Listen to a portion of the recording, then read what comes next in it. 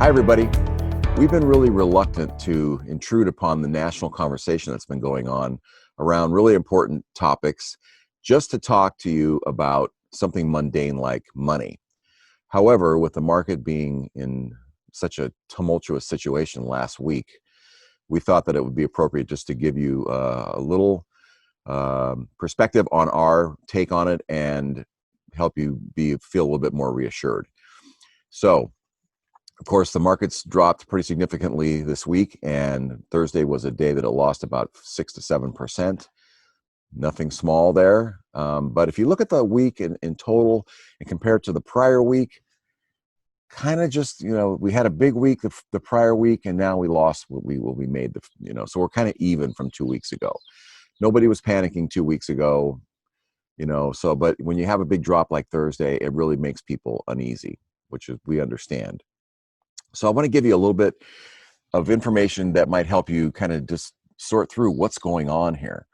The two big issues are the economy, the strength of the economy, and the coronavirus. I think we all would agree on that.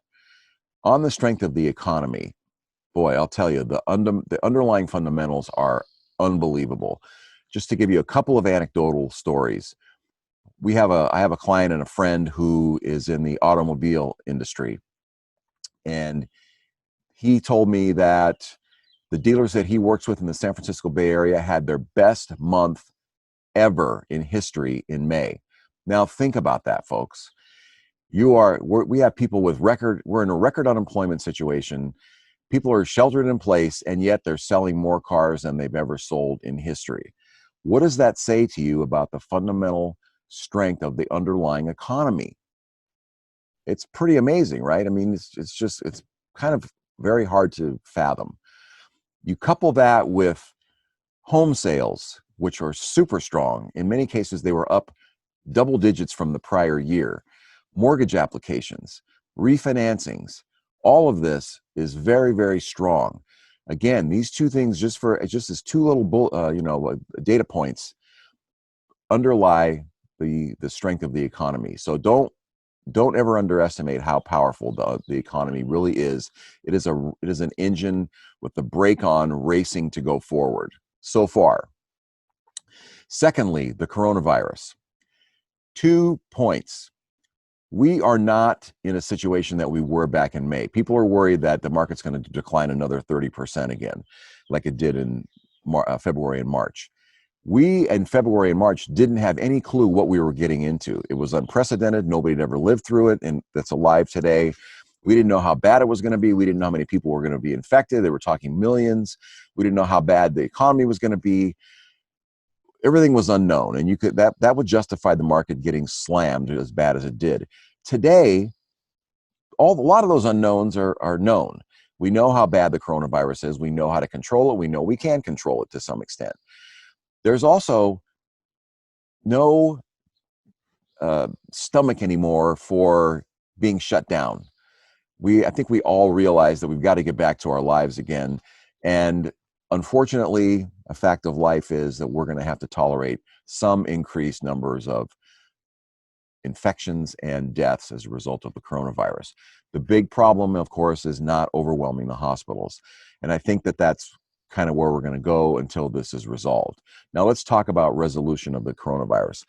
I've been doing a lot of research and talking to people, and just recently I was able to listen to a talk given by a person that is very involved in the research, and he shared that the scientific community around the world is united in a way that he's never seen in his life towards finding a cure. People have been redirected, their efforts are redirected to finding a cure, finding a solution. And so the big three things that they're working on in the scientific community and the governments and all the other agencies that support them are testing, number one, drugs to treat people that are actually ill, number two, and a vaccine, number three. So on testing, real quickly, what's needed is some kind of a way to test people quickly, cheaply, and frequently. And so one of the ways he's looking at that hopefully will bear fruit is a cell phone based little device that people can go to work on Monday, for example, get swabbed in their nose, maybe not something that goes all the way into the back of their head. I got that done. Believe me, it is miserable to have that swab. Feels like it's touching your brain. But just a nasal swab, stick it into this little device that your cell phone is attached to, and the cell phone camera will instantly read the sample and tell you whether you have coronavirus or not.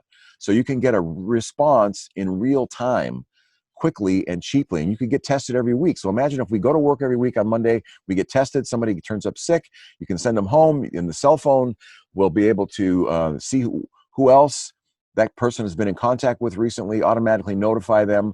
You can imagine how quickly you can shut down little outbreaks of the virus with this kind of a technique.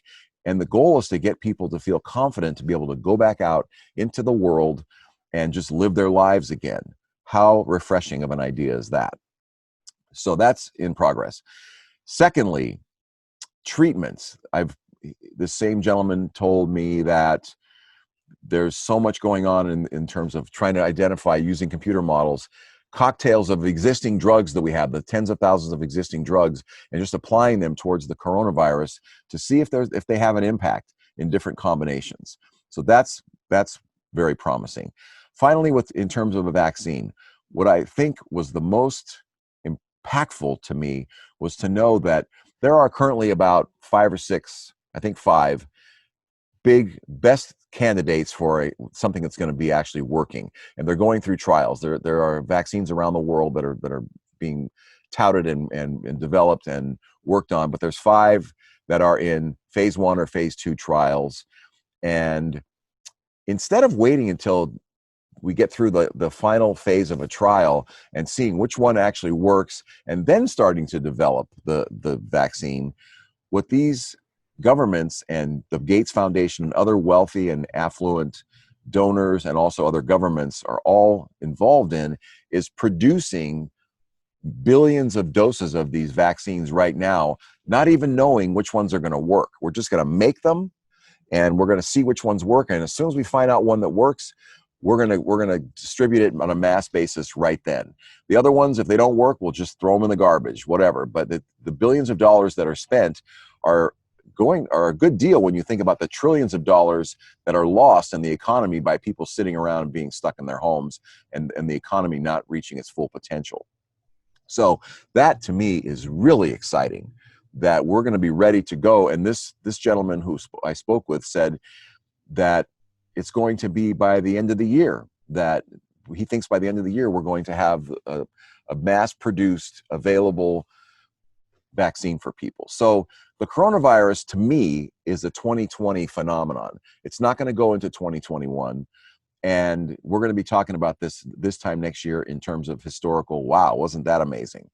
So where the stock market is right now, we have to get through the next 6 or 7 months to be able to get to where, we're in a situation where there's no more virus that we have to deal with. So what the economy might muddle through, I think it's more likely that the stock market will come around to seeing like, okay, the long-term future is great, and whatever stock market backing up that we see in the next few weeks is going to be temporary, and I hope limited. So I just wanted to give you a perspective on what to really think about in terms of the markets and the economy going forward that is a little more optimistic. You know me, that I'm very optimistic, and I am totally convinced that in 2021 we're going to be done with this thing. So please give us a call. We're here for you. We want to talk to you. We want to hear your thoughts and just have a good conversation with you. Speaking of conversations, we're in a very trying time. I hope that we will be open-hearted, open-minded, and loving towards each other. My parents taught me we have 2 ears and 1 mouth, and that's for a reason. So I hope that we can all do 2 times as much listening as we do speaking in the next few weeks. There's a lot we can learn. There's a lot we can grow and change and become better at as a nation. And I hope that 2021, we end up becoming much better on many levels. One is our relationships with each other in the country, and also our science is definitely transforming as a result of the coronavirus. So be well. I hope you have a great summer. We all do. And just know that things are going to get better. So take care and give us a call. Bye.